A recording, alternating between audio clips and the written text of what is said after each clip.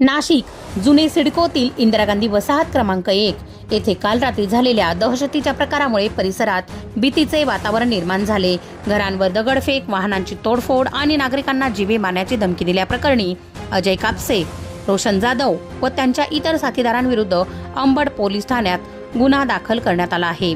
पोलिसांनी दिलेल्या माहितीनुसार फिर्यादी अनिल आठवले वय 49 राहणार इंदिरा गांधी वसाहत क्रमांक 1 जुने सिडको हे शनिवारी रात्री 10:30च्या सुमारास घरी असताना बाहेर आरडाओरडा सुरू असल्याने ते घराबाहेर आले. त्यावेळी अजय कापसे, रोशन जाधव व त्यांचे इतर साथीदार घरासमोर उभ्या असलेल्या वाहनांवर तसेच शेजारी राहणाऱ्या घरांवर दगडफेक करत असल्याचे त्यांना दिसले. फिर्यादी व शेजाऱ्यांनी संबंधितांना अडवण्याचा प्रयत्न केला असता मध्ये आला तर आम्ही इथेच कापून टाकू अशी धमकी देण्यात आल्याचे तक्रारीत नमूद करण्यात आले आहे.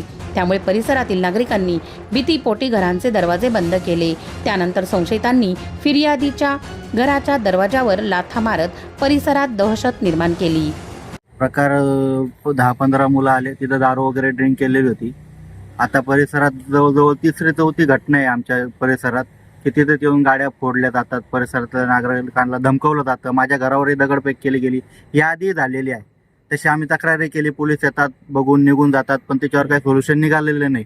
आजही घरावर दगडफेक केली. माझ्या आईची स्वतःची पोत ओढून घेऊन गेलेले. बरं, किती जण होते? ते 1-2 मुली होत्या आणि 8-10-12 मुलं होते. 3-4 गाड्यांवर आलेले होते. तशा गाडीवर उतरले, घरावर दगडफेक करायला लागले. परिसरातल्या गाड्या पण फोडलेल्या आहेत. आम्ही वारंवार तक्रारी केली की आम्हाला CCTV द्या किंवा काही प्रोटेक्शन द्या, पण तुमच्याच घरावर दगडफेक झाली का? फक्त 2-3 घरांवर दगडफेक केली. गाड्या फुटल्या सगळ्या. बरं, यानंतर तुम्ही अंबड पोलीस स्टेशन तक्रार केली? हो, 112ला पहिले आम्ही फोन लावला. त्यानंतर कर्मचारी आले, पोलीस कर्मचारी, त्यांनी विचारलं, त्यांना आम्ही CCTV फुटेज पण दाखवला जो माझ्या घराच्या इथं लावलेला होता तो. त्यानंतर मग आम्ही पोलीस स्टेशनला आलो, इथं तक्रार दिली, दाखल केली.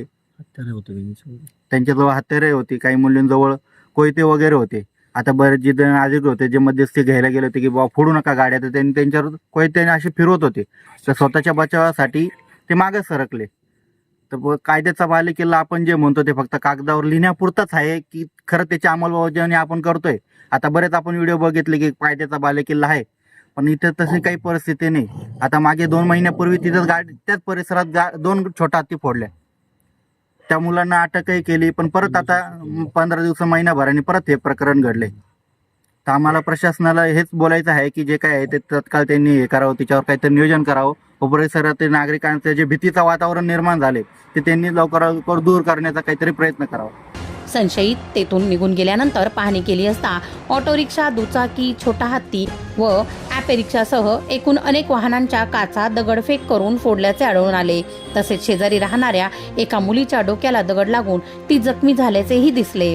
या प्रकरणी अजय कापसे, रोशन जाधव व त्यांच्या इतर साथीदारांविरुद्ध अंबड पोलीस ठाण्यात गुन्हा दाखल करण्यात आला असून पुढील तपास सहाय्यक पोलीस निरीक्षक दीपक बागुल करीत आहेत.